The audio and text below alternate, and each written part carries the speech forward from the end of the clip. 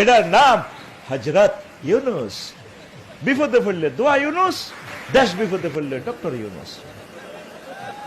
চিনলি না তো তোরা, ঠিক না?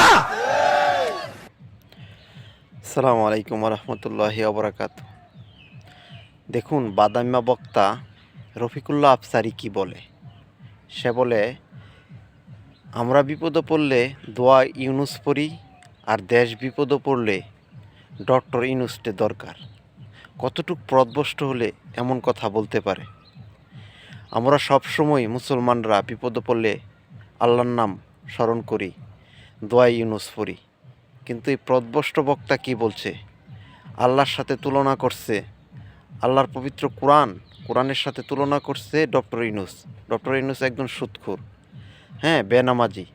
আমরা তাদেরকে দেশ বিপদে পড়লে তাকে কেন ডাকবো? দেশ বিপদে পড়লে আল্লাহকে স্মরণ করব, তাকে কেন স্মরণ করব?